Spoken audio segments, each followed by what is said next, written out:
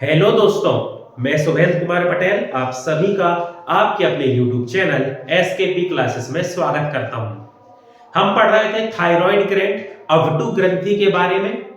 कल की वीडियो हमने देखा था कि थायराइड ग्लैंड क्या है, क्या उसका स्ट्रक्चर है, कैसे वो काम करती है, उसको अपन ने समझा था।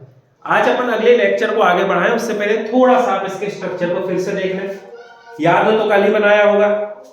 ये थायराइड ग्लैंड की आंतरिक संरचना है, जिसे अपन कहेंगे anatomy of thyroid gland.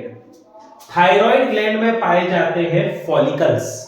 Follicles जो है, इन फॉलिकल्स के अंदर ये जो है amino acid tyrosine amino acid होता है, जो एमिनो एसिड क्या करता है, थायरॉक्सिन हार्मोन का निर्माण करता है। कल पढ़े थे अपन कि फॉलिकल से ये इसके साथ ब्लड वेसल्स जुड़ी हुई है, यहां से ब्लड जा रहा है, आयोडीन अंदर गया और वो जाके जुड़ गया टायरोसिन एमिनो एसिड से।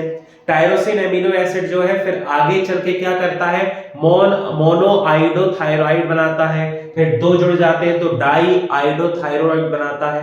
तो ये प्रोसेस होकर फिर हार्मोन बनते हैं थायरॉक्सिन T3 T4, ये अपन कल पढ़ लिए थे। अब समझना, इस फॉलिकल के अंदर जब T3 और T4 हार्मोन स्टोर रहते हैं उस समय उन्हें कहा जाता है थायरोग्लोब्यूलिन। यदि आपसे एग्जाम में आ जाए कि थायरोग्लोब्यूलिन क्या है, तो थायरोग्लोब्यूलिन T3 और T4 को ही कहा जाता है, लेकिन जब वो क्या होते हैं, स्टोर होते हैं।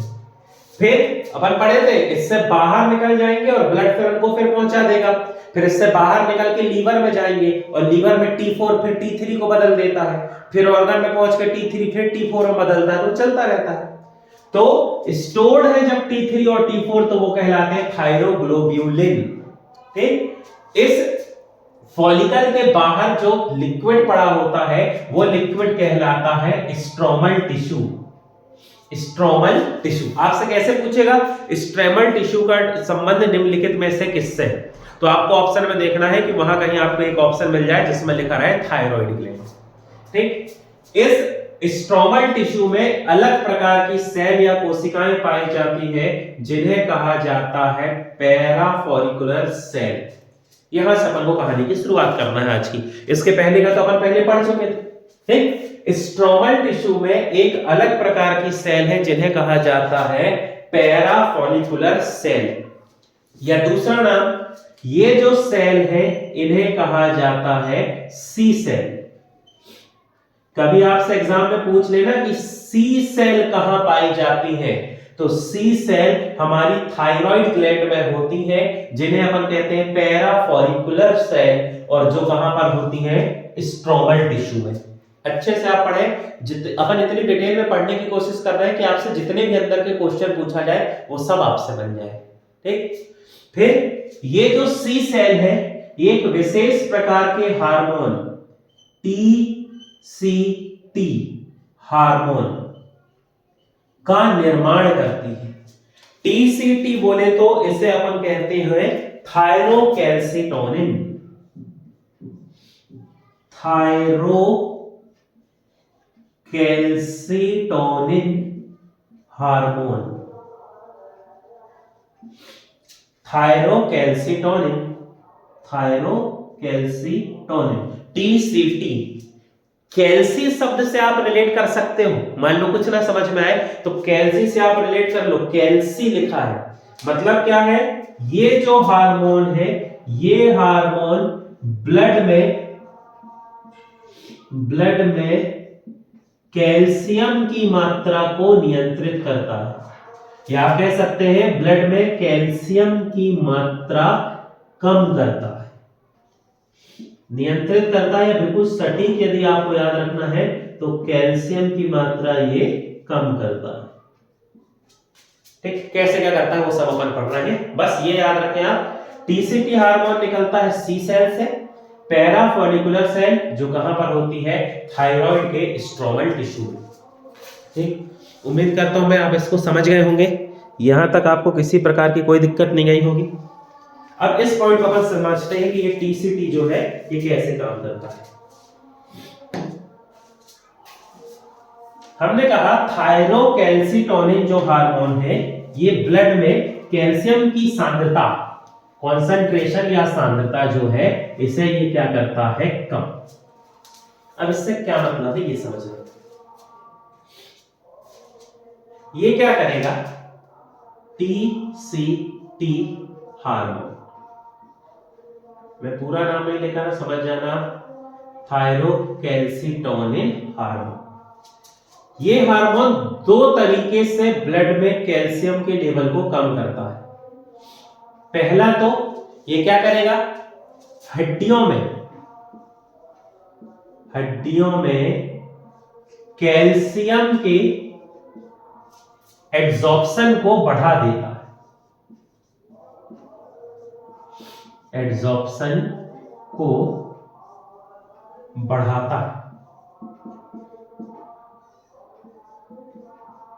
ठीक, क्या करेगा, जो ब्लड में जो कैल्शियम है वो कैल्शियम ज्यादा से ज्यादा दांत और हड्डियों के द्वारा अवशोषित हो जाए, एब्जॉर्ब हो जाए, और वो उसका उपयोग करे ब्लड से, ताकि कैल्शियम क्या हो जाए, कम हो जाए। तो इसीलिए ये क्या करता है, कैल्शियम के स्तर को कम करने के लिए हड्डियों में कैल्शियम के अधिशोषण को या एब्जॉर्प्शन को क्या करता है, बढ़ाता है। या दूसरा तरीका ये है कि ये किडनी से कैल्शियम को बाहर कर देता है। ठीक, यूरिन के फॉर्म में समझ लो, ये जो कैल्शियम है ये यूरिन के साथ मिलके क्या हो जाता है, बाहर हो जाता है। अब होगा क्या, मान लो अपने ब्लड में जरूरत से ज्यादा कैल्शियम हो जाए तो हो सकता है पथरी वाली बीमारी हो जाए, है ना, अपन जिसको स्टोन या पथरी कहते हैं, वो समस्या हो सकती है।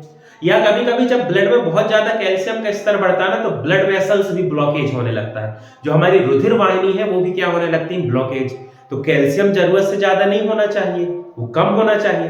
अब किसी कारण से ब्लड में कैल्शियम बढ़ गया है, हमने ज्यादा कैल्शियम कंज्यूम किया, या हार्मोन्स जो कैल्शियम बढ़ाते हैं वो ज्यादा आ गए, तो उस स्थिति में जब कैल्शियम ब्लड में ज्यादा हो गया है तो फिर निकलेगा TCT, थायरोकैल्सिटोनिन हार्मोन। और ब्लड में जो कैल्शियम है उस कैल्शियम को ज्यादा से ज्यादा हड्डियों द्वारा अवशोषित हो जाए, ये काम करेगा।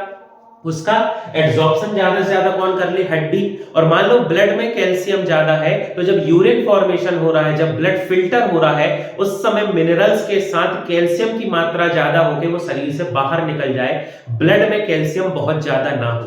इसलिए अपन क्या कहते हैं, TCT का काम क्या होता है, ब्लड में कैल्शियम के स्तर को, कैल्शियम के लेवल या स्तर को कम करना, सीधे सीधे कंट्रोल करना से ज्यादा अच्छा आप लिख लो, कम करना। अब इससे रिलेटेड इसका एक नाम है जिसे अपन कहते हैं, हालांकि दिमाग लगाते थोड़ा तो बन जाता, ये कहलाता है हाइपोकैल्सीमिक हार्मोन। हाइपो मतलब कम, कैल्सीमिक कैल्शियम के लिए, हार्मोन ऐसा हार्मोन जो ब्लड में कैल्शियम की मात्रा को कम करता है, वो कहलाता है हाइपोकैल्सीमिक हार्मोन। और वो हार्मोन किसे कहा जाता है, TCT, थायरोकैल्सिटोनिन हार्मोन। तो आपको एक और यहां से क्वेश्चन तैयार हो गया कि TCT का दूसरा नाम क्या है, हाइपोकैल्सीमिक हार्मोन। ठीक, तो ये जो है ये कहानी हो गई हमारी थायराइड ग्लैंड की, कि थायराइड ग्लैंड से हार्मोन निकलते हैं T3, T4, जिन्हें अपन कहते हैं थायरोक्सिन, ट्राईहाइड्रोथायरोनिन T3, टेट्राआइडोथायरोनिन T4, जो कहलाते हैं थायरोक्सिन हार्मोन। उनके काम अपन प्रीवियस वीडियो में देख चुके हैं। मेटाबॉलिज्म को कंट्रोल करता है, कार्बोहाइड्रेट, प्रोटीन, फैट के मेटाबॉलिज्म को बढ़ाता है, RBC के निर्माण में मदद करता है, बाल नाखून की वृद्धि करता है, श्वसन को नियंत्रित करता है। ये सब अपन पढ़ चुके हैं।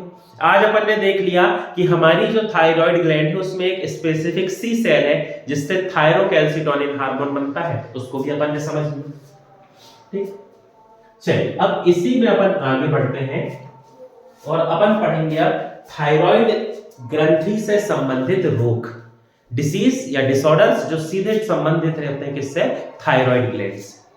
तो हम पहले शुरुआत करते हैं पहली जो कंडीशन है इसे अपन कहेंगे हाइपोथायरॉयडिज्म। हाइपोथायरॉयडिज्म, हाइपो शब्द से समझ गए होंगे, बहुत बताने की जरूरत नहीं है। Hypothyroidism, hypothyroidism. हाइपो का मतलब होता है कम होना। जब हमारे शरीर में थायरॉक्सिन हार्मोन कम निकले या थायरॉक्सिन की मात्रा कम हो जाए तो उससे संबंधित जो बीमारी होंगी वो सभी किसमें आती है, उन्हें अपन कहते हैं हाइपोथायरॉयडिज्म डिसऑर्डर्स। ठीक, चलिए अब इनको अपन पढ़ते हैं कि यदि इसकी कमी हो जाए थायरॉक्सिन की कमी से तो कौन कौन सी बीमारी होती है। ठीक, इसका मतलब क्या है, थायरॉक्सिन की कमी होना। तो मैं शुरुआत करता हूं उस बीमारी से जो बहुत कॉमन है, जिसे आप सुनते रहते हैं, जिस बीमारी को कहा जाता है गोइटर। हिंदी में इसे अपन कहते हैं घेंघा रोग। ग्वाइटर या घेंघा, या इसके लिए टर्म यूज होता है सिंपल ग्वाइटर। इसे अपन कहते हैं सिंपल ग्वाइटर। ग्वाइटर के एक दो प्रकार और हैं जो अपन इसी में पढ़ेंगे आगे, इसलिए इसको क्या कहते हैं, सिंपल ग्वाइटर। ग्वाइटर या घेंघा जो है आपने देखा होगा, बहुत ऐसा नहीं है कि आपके लिए नया हो, है ना, एडवर्टाइजमेंट में देखा होगा, असल लाइफ में तो थोड़ा कम देखा होगा। जो बुजुर्ग होंगे उनको हो सकता है, थोड़ी यंग जो जनरेशन उनको नहीं होगा, क्योंकि अब अवेयरनेस अच्छी है, सही शॉर्ट मात्रा में हम खाना में आयोडीन लेते हैं तो अब देखने को नहीं मिलेगा। लेकिन बुजुर्ग जो यदि कभी हो तो शायद आपने देखा हो। तो उसमें क्या होता है, आप देखना, ये जो थायराइड ग्लैंड अपने यहाँ पर है ना, इसका आकार बढ़ जाता है और सामने ऐसे बढ़ा हुआ हिस्सा दिखाई देता है, जिसको अपन कहते हैं ग्वाइटर या घेंघा। तो सबसे पहला पॉइंट तो है ग्वाइटर कब होता है, तो जब शरीर में आयोडीन की कमी हो जाती है। आयोडीन की कमी हो जाती है।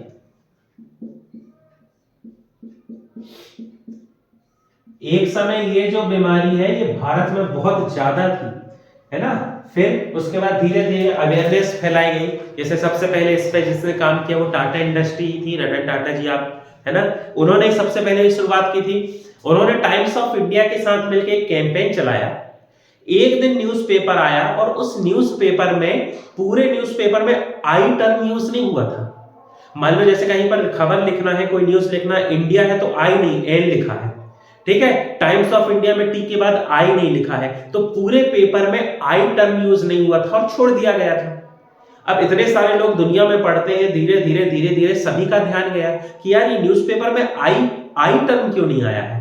तो फिर उसके बाद अगले दिन या उस रात से आप कह सकते हैं, फिर इसको रिवील किया गया, इसको एक बहुत अच्छे तरीके से बड़े स्तर पर इसको प्रस्तुत किया गया कि आई इसलिए नहीं है क्योंकि हमारे दैनिक जीवन में डेली लाइफ के जो रूटीन है उसमें भी आई गायब है, और वहां पर आई से मतलब था आयोडीन। तो उनका ये मानना था कि जैसे इस पेपर से आई को हटा दिया गया तो पेपर की वैल्यू भी खत्म हो गई, वैसे यदि आपके शरीर से आयोडीन हट जाएगा तो आपके शरीर की भी वैल्यू कम हो जाएगी, बहुत चीजें कोई काम की नहीं होंगी। तो वो कैंपेन काफी सक्सेसफुल था। इसलिए आप देखना, टाटा नमक के साथ जो है आयोडीन सीधे दिमाग में आता है, जबकि आयोडीन नमक नहीं है। नमक तो क्या है, सोडियम क्लोराइड, NaCl, उसमें आयोडीन का क्या काम। लेकिन ये जानते थे कि नमक जो है वो खाने में डाला जाएगा, तो इसीलिए नमक में क्या ज्यादा मिनरल्स डाल दिए गए, आयोडीन। इसलिए आयोडीन हमारी रूटीन में, डेली लाइफ में बहुत अच्छे से पेनिट्रेट कर गया, आयोडीन पूरे तरीके से आ गया। अब किसी भी प्रकार का कोई ग्वाइटर या घेंघा रोग नहीं होता है।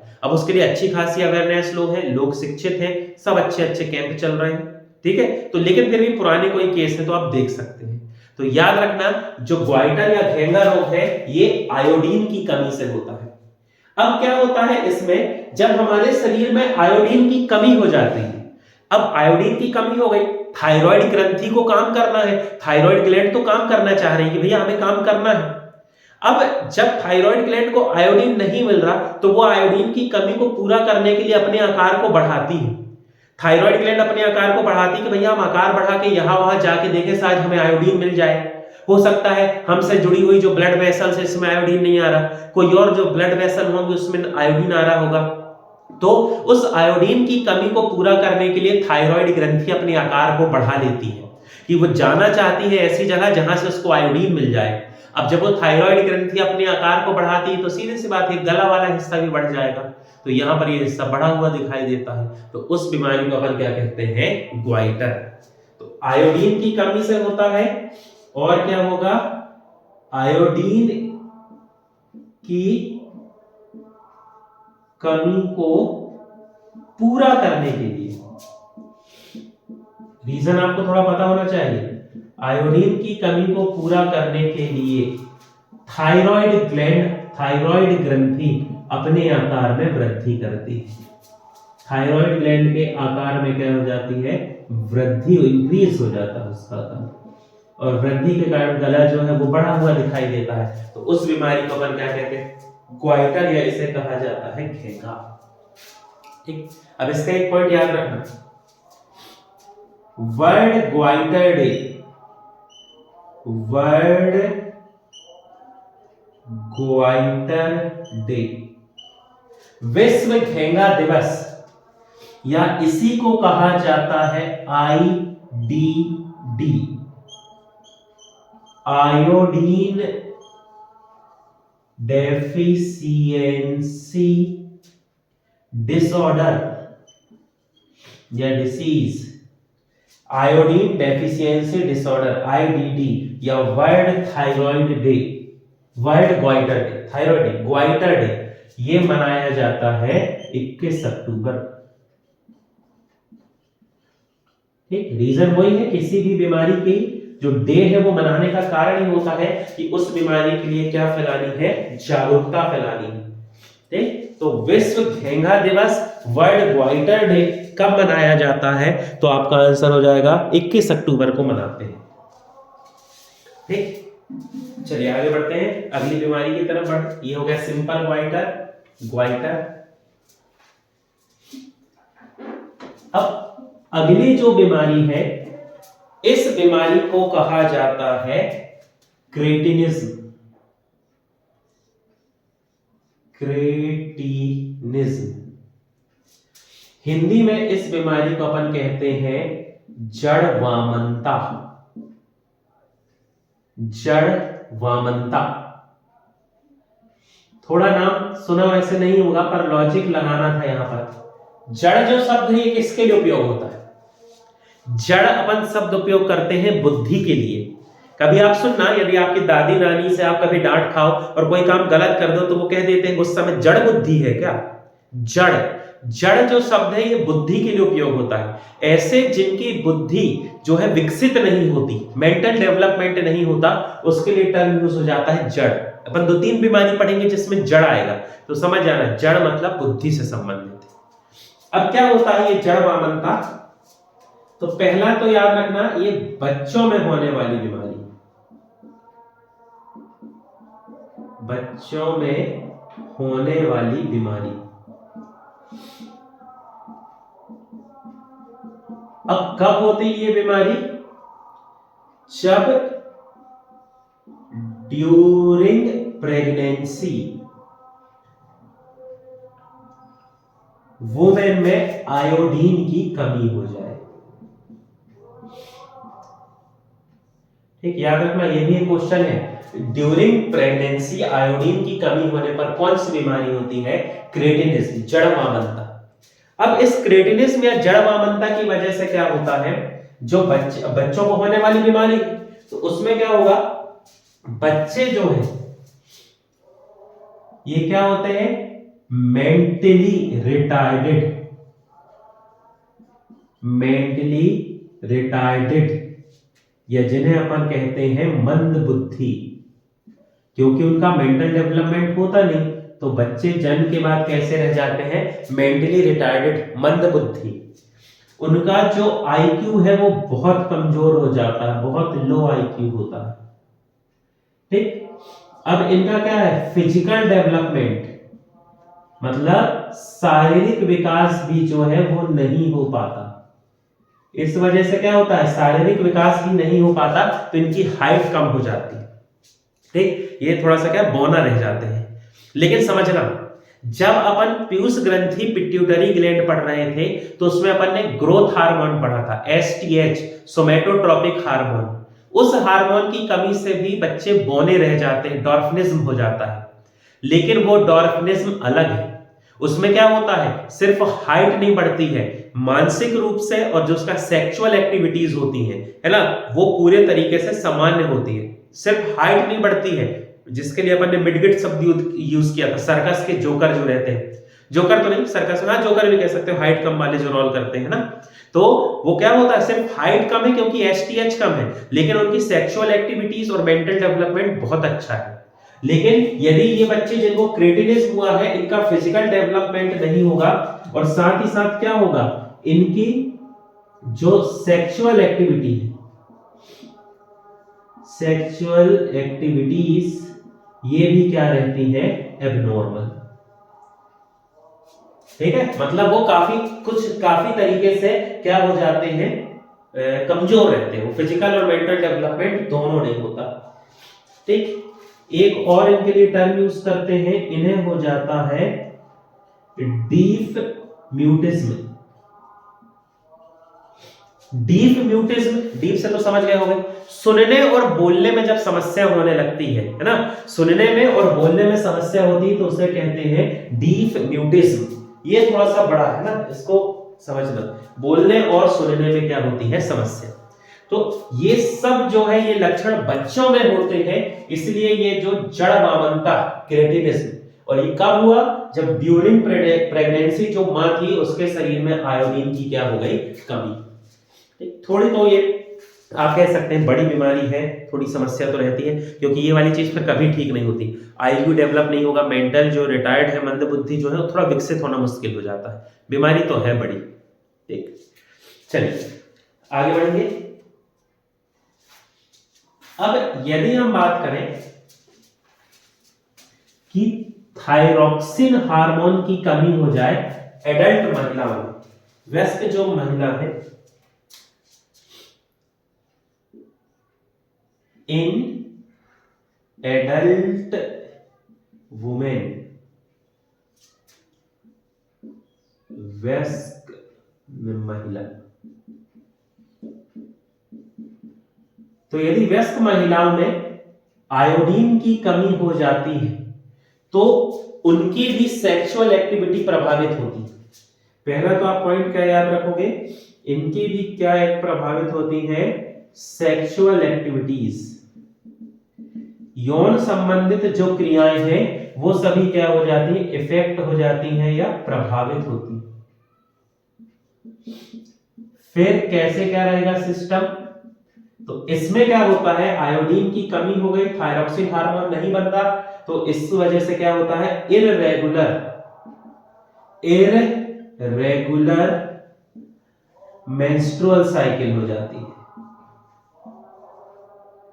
ठीक, अनियमित मासिक चक्र, अनियमित मासिक चक्र या मासिक धर्म भी लिखा रहता है कभी कभी, मासिक चक्र, इरेगुलरिटीज हो जाती है ना। फिर वो ओबीसीडी टाइप के अलग अलग डिसीज होती हैं जिसमें पीरियड्स डिले हो जाते हैं या बार बार समस्या होने लगती है। तो ये जो ओबीसीडी जो होता है ना, पीरियड्स डिले होने का, इसका बहुत बड़ा कारण आयोडीन होता है। आयोडीन की कमी के कारण ये होता है, इसको अपन क्या कह सकते हैं, थायरॉक्सिन की कमी। पर थायरॉक्सिन की कमी क्यों हुई, क्योंकि शरीर में मिनरल्स में किसकी कमी हो गई है, आयोडीन की। ठीक, यदि अपन थोड़ा भी संतुलित नमक खाते हैं ना, सब्जी में भी अपन सही नमक खा रहे हैं, बट ज्यादा नहीं, सही नमक खा रहे हैं, कभी सलाद या फल का सलाद कुछ बनाए उसमें अपन ने नमक डाल लिया और यदि अपन उसको खा रहे हैं ना, तो अपन को आयोडीन की कमी नहीं होगी। ऐसा नहीं अलग से इनटेक करना है कि कुछ अपन को सी फूड खाना है कि कुछ ऐसा एक्स्ट्रा ऑर्डिनरी खाना आयोडीन पहुंचे। नॉर्मल रूटीन में आपको बस नमक रखना है, बिल्कुल मिलीग्राम में क्वांटिटी चाहिए हमारे ब्लड को, बाकी अपना शरीर खुद काम कर लेता है। तो थोड़ा है ना, आप ऐसे चीजों की तरफ ज्यादा रुझान रखें जिसमें आयोडीन रहे तो कमी नहीं हो। ठीक, तो ये जो है ये इन एडल्ट वुमेन में होता है, और यदि प्रेगनेंसी में हो गया तो क्रेटिनिज्म हो जाता है, जिसको अपन पढ़ चुके हैं। ठीक, अब अगली यदि अपन बात करें तो अगली बीमारी जो अगली स्थिति होती है उसे अपन कहते हैं ओबेसिटी, या ये कहलाता है मोटापा। लॉजिक समझना, अपन ने कल पढ़ा था कि जो थायरॉक्सिन हार्मोन है वो हमारे शरीर में मेटाबॉलिज्म उपापचय को नियंत्रित करता है। अब मान लो कोई व्यक्ति है जिसके शरीर में थायरॉक्सिन की कमी हो जाए, थायरॉक्सिन की कमी हो गई यदि किसी व्यक्ति में, तो उसके शरीर में होने वाला जो मेटाबॉलिज्म है, कार्बोहाइड्रेट प्रोटीन फैट का मेटाबॉलिज्म जो है वो उसमें भी क्या हो जाएगी, कमी। मेटाबॉलिज्म भी कम हो जाएगा। मेटाबॉलिज्म कम हो गया तो जो डाइजेशन या पाचन से संबंधित समस्याएं हैं या पाचन से संबंधित जो काम है वो भी क्या हो जाएंगे, कम हो जाएंगे। ठीक, अब ऐसा क्या होगा, बाकी तो पाचन डाइजेशन चलता रहेगा, कोई दिक्कत नहीं, एंजाइम अपना काम करेंगे, लेकिन होगा क्या, मेटाबॉलिज्म प्रभावित होने की वजह से शरीर में पानी और जो सॉल्ट होते हैं, इलेक्ट्रोलाइट्स होते हैं, पानी इलेक्ट्रोलाइट्स, इनकी मात्रा ज्यादा बढ़ जाती है। मात्रा ज्यादा बढ़ जाने की वजह से शरीर फूला फूला दिखाई देता है, मोटे होते हैं। आप कैसे पहचानोगे इन लोगों को, ये होते तो मोटे हैं लेकिन ज्यादा खाना नहीं खाते हैं। ये 2-3 रोटी खाए और कहते हैं यार पेट भर गया, जबकि आपको देख के लगेगा कि यार ये तो अच्छे हट्टे काटे मोटे हैं, बढ़िया, बहुत सारा खाएंगे, हट्टे कट्टे शरीर के हैं, लेकिन वो थोड़ा 2-3 रोटी खाते हैं पेट भर जाएगा, या बहुत ज्यादा खाना नहीं खाते पर देख के फूले हुए दिखते हैं। तो क्या होता है, उनके शरीर में मेटाबॉलिज्म डाइजेशन की कमी, तो शरीर में पानी, वाटर और इलेक्ट्रोलाइट्स की अधिकता हो जाती है। पढ़े थे अपन, थायरॉक्सिन वाटर लेवल और इलेक्ट्रोलाइट्स को नियंत्रित करता है, उसकी अधिकता हो जाती है, शरीर मोटा दिखने लगता है, जिसे अपन कहते हैं ओबेसिटी या मोटापा। ठीक, वेट गेन भी कह सकते हो पर ओबेसिटी ज्यादा परफेक्ट शब्द रहेगा। ठीक, तो ये जो है यहां अपन जो बीमारी पढ़े ये थी थायरॉक्सिन की कमी से होने वाली, कि थायरॉक्सिन यदि कम निकला है, जिससे अपन क्या, हाइपो मतलब कम, हाइपोथायराइडिज्म डिसऑर्डर्स, थायरॉक्सिन की कमी से। अब आगे बढ़ेंगे, जब कमी से हो रहा है तो सीधी सी बात है अधिकता से भी होगा, तो उसको अपन देखते हैं। अब अपन देखेंगे थायरॉक्सिन की अधिकता से होने वाले रोग, उसके लिए अपन क्या टर्म, हाइपोथायराइडिज्म, तो ये क्या हो जाएगा, हाइपर। हाइपो का उल्टा क्या होता है, हाइपर। हाइपो मतलब कम, हाइपर मतलब ज्यादा, तो इस स्थिति को अपन क्या कहेंगे, हाइपर थायराइडिज्म, जब थायरॉक्सिन की मात्रा जरूरत से ज्यादा हो जाए। तो इस स्थिति में जो पहली बीमारी होती है उसे कहा जाता है टॉक्सिक ग्वाइटर। टॉक्सिक ग्वाइटर, ठीक, जहरीला घेंगा ऐसा नहीं कर देना है ना, बस टॉक्सिक ग्वाइटर याद रखो। इसलिए वहां पर उस ग्वाइटर को लिखते समय अपन ने लिखा था सिंपल ग्वाइटर, क्योंकि ये किस टाइप का ग्वाइटर है, टॉक्सिक ग्वाइटर। ये जो ग्वाइटर है इसके लिए एक फैक्ट याद रखना, इस ग्वाइटर को MNG के नाम से जाना जाता है। MNG multi nodular multi nodular multi nodular goitre. यदि हिंदी में जाए तो हिंदी में इसे कहा जाता है बहुकंठीय घेंघा। बहुकंठीय घेंघा, ये जो है ये एक प्रकार का इम्यूनिटी सिस्टम, हमारा जो रोग प्रतिरोधक तंत्र है, इम्यूनिटी सिस्टम, उसका डिसऑर्डर है। ठीक, अब क्या होता है, इस बीमारी में जरूरत से ज्यादा थायरॉक्सिन हार्मोन निकल जाता है, थायरॉक्सिन हार्मोन की ज्यादा मात्रा हो गई है ना, तो क्या होगा, ये जो हमारी थायराइड ग्लैंड है, ये थायराइड ग्लैंड खुद के लिए छोटे छोटे स्पॉट्स बना लेगी, गांठ जैसे बना देगी, नोड्स बना लेगी खुद के, और वहां से फिर अपना हार्मोन निकालना, ये करना, खुद का काम खुद करने लगेगी, है ना। मतलब ऑटोमेटिक वो अपना काम करने लगेगी, जरूरत से ज्यादा जो चीज की आवश्यकता नहीं उसका सिक्रेशन करने लगेगी।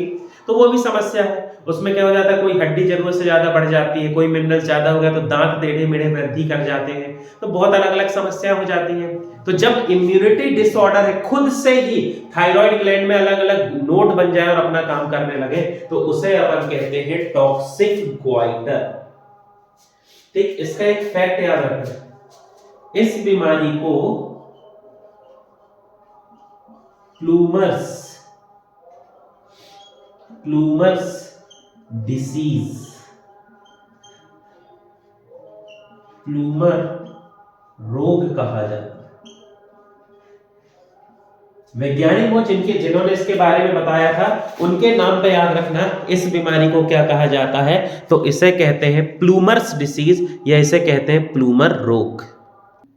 अब यदि अपन अगली बीमारी की बात करें तो थायरॉक्सिन की अधिकता से होने वाले रोग में एक पहला जो अपन ने पढ़ा ये था टॉक्सिक ग्वाइटर, और दूसरी जो बीमारी है इसे कहा जाता है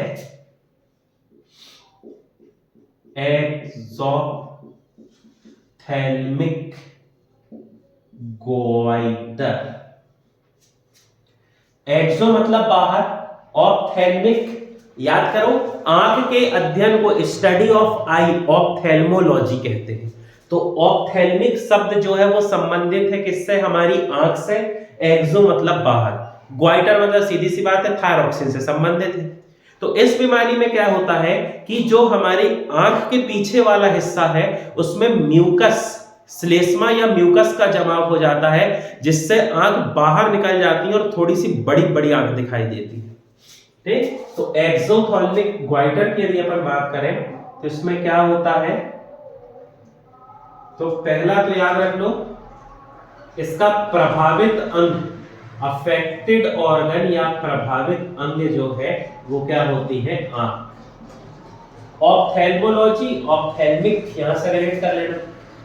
ठीक, अब इसमें क्या होता है, आंख के पीछे म्यूकस का जमाव हो जाता है, स्टोरेज ऑफ म्यूकस, म्यूकस का जमाव हो जाता है, जिससे क्या होती है, आंख जो है बड़ी दिखाई देती है, आंख बड़ी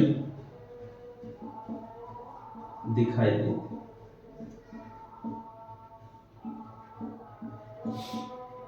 ऐसे वैसा कोई इसका खास ऐसा रीजन तो नहीं मालूम है, लेकिन क्या होगा, आंख बड़ी हो जाती है, बड़ी बड़ी आंख दिखती है, ऐसा लगता है जैसे आंख बाहर निकल गई। आई कैविटी होती है ना, ये जहां पर हमारी आंख रखी हुई है स्कल में, ये मान लो वो हिस्सा है जहां आंख रखी हुई है, तो इस हिस्से को अपन क्या कहेंगे, आई कैविटी। हिंदी में इसे अपन कहते हैं नेत्र कोटर। ये जो आई कैविटी है, इसी आई कैविटी में अपनी ये आंख रखी हुई है, ये यहां से अपन देख रहे हैं, ये प्यूपिल है, आइरिस है, ये सब। अब होगा क्या, इसमें आई कैविटी का एक तो शेप, आकार कम होने लगता है, और दूसरा इसके पीछे म्यूकस स्टोर हो जाता है, इसलिए ये जो आंख अंदर है ना, ये थोड़ी सी बाहर निकल जाती है, अंदर जो आंख है बिल्कुल थोड़ी सी बाहर निकल जाती है। तो बाहर से देखने पर जब कोई सामने से देखेगा तो ये आंख बड़ी दिखाई देती है, आंख बड़ी दिखाई देती है, और ये जो एडम्स एप्पल होता है ना, इसका भी ये आकार बाहर निकल जाता है।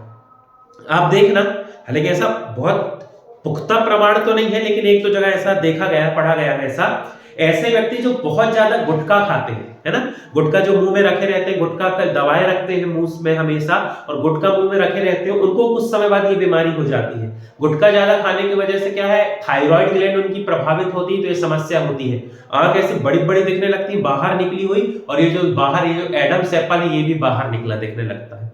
तो उस बीमारी को अपन कहते हैं एक्सोप्थेल्मिक डिसऑर्डर। ठीक, इसका भी एक पॉइंट रखना, ये जो है इस बीमारी को ग्रेव्स डिसीज के नाम से जाना जाता है। ग्रेव्स वैज्ञानिक में है, ग्रेव्स रोग, या इसे अपन क्या कहते हैं, ग्रेव्स डिसीज, इनके नाम से इसे जाना जाता है। ठीक, तो वो था, वो उसको याद रखेंगे, प्लूमर रोग था, टॉक्सिक ग्वाइटर, और एक्सोप्थेल्मिक ग्वाइटर जो है इसे क्या कहते हैं, ग्रेव्स रोग। ये याद रखना, नॉर्मल नाम भी पूछ लेता है, ग्रेव्स रोग का संबंध किस बीमारी से है, किस अंग से है, तो ये बता होना चाहिए आपको। ठीक, फिर यदि अपन बात करें तो अपन ने पढ़ा था ओबेसिटी हो जाती है, मोटापा बढ़ जाता है यदि थायरॉक्सिन की कमी है। तो सीधी सी बात है, यदि थायरॉक्सिन की अधिकता हो गई है तो क्या होगा, वेट लॉस, भार में कमी, पतला हो जाएगा इंसान। थायरॉक्सिन जरूरत से ज्यादा निकल रहा है, जरूरत से ज्यादा मेटाबॉलिज्म चल रहा है, कार्बोहाइड्रेट, प्रोटीन, फैट का जरूरत से ज्यादा मेटाबॉलिज्म हो रहा है, तो क्या हो रहा है, शरीर में कुछ बच ही नहीं रहा, स्टोर ही नहीं हो रहा, फैटी टिश्यू में स्टोर नहीं हो रहा, पानी, मिनरल सब बाहर चले गए, तो इस वजह से शरीर पतला हो जाता है।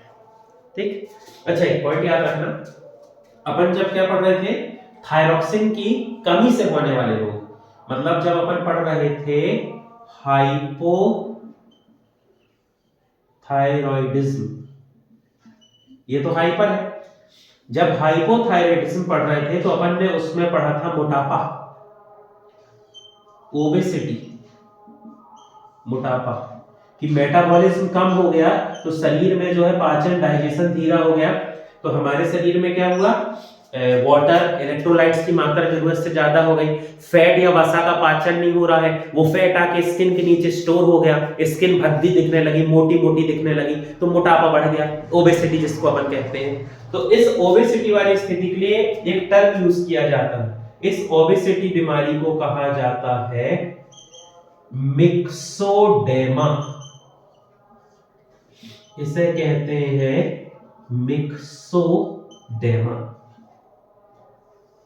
याद रखना है ना, आपसे पूछा जाएगा मिक्सोडेमा क्या है, जब शरीर में थायरॉक्सिन की कमी हो जाती है तो मेटाबॉलिज्म, उपापचय प्रभावित होता है, जिससे शरीर में वाटर, इलेक्ट्रोलाइट्स बढ़ जाते हैं, फैटी एसिड बढ़ जाता है, स्किन के नीचे स्टोर होता है, शरीर मोटा दिखने लगता है, जिसे अपन क्या कहते हैं, मोटापा या ओबेसिटी। लेकिन उसके लिए अच्छा टर्म याद रखेंगे, मिक्सोडेमा। ठीक, और यदि थायरॉक्सिन की अधिकता हो गई, ज्यादा हो गया तो कम हो जाएगा, वेट लॉस हो जाएगा, यहां वेट गेन हो जाएगा, समझ जाना, दोनों एक दूसरे को उल्टा है। हाइपो है तो मोटापा, और हाइपर है तो शरीर क्या हो जाता है, पतला, है ना। बाकी इसको लॉजिक उसमें इतना लोड नहीं लेना है, यदि थायरॉक्सिन कम निकला मतलब मेटाबॉलिज्म कम, तो मोटे हो गए, थायरॉक्सिन ज्यादा निकला, मेटाबॉलिज्म ज्यादा, कुछ शरीर में रुक ही नहीं रहा, पतले हो गए, तो बहुत कंफ्यूजन है, रटने नहीं लग रहा उसको, बिल्कुल सिंपल है। ठीक, यहां पर अपनी थायराइड ग्लैंड होती है समाप्त, बस उसका एक अंतिम बिंदु याद रखें आप, world thyroid day, world thyroid day, विश्व थायराइड दिवस, विश्व थायराइड दिवस, तो ये कब मनाया जाता है भैया, तो इसे मनाते हैं 25 मई को। बिल्कुल ऐसा नहीं सोचना कि विश्व घेंगा दिवस, वर्ल्ड ग्वाइटर डे जो 21 अक्टूबर को मनाते हैं उसी को अपन कह देंगे थायराइड डे, ऐसा नहीं है, वो तो सिर्फ ग्वाइटर बीमारी के लिए था कि भैया आयोडीन के लिए थोड़ी अवेयरनेस बढ़ जाए, आयोडीन की कमी ना हो, ताकि किसी को घेंगा या ग्वाइटर ना हो, तो उसकी जागरूकता के लिए आयोडीन डेफिशिएंसी डे और ग्वाइटर डे मना रहे हैं, कब अपन 21 अक्टूबर को। लेकिन थायराइड ग्रंथि से संबंधित और भी बीमारी अपन पढ़े, जैसे टॉक्सिक ग्वाइटर, एक्सोप्थेल्मिक ग्वाइटर पढ़े अपन, मिक्सोडेमा पढ़े, तो ये सब बीमारी के लिए भी अवेयरनेस फैलाना है, तो उसके लिए बनाया जाता है वर्ल्ड थायराइड डे, जो होता है प्रतिवर्ष 25 मई को। ठीक, तो यहां पर अपनी थायराइड ग्रंथि होती है समाप्त।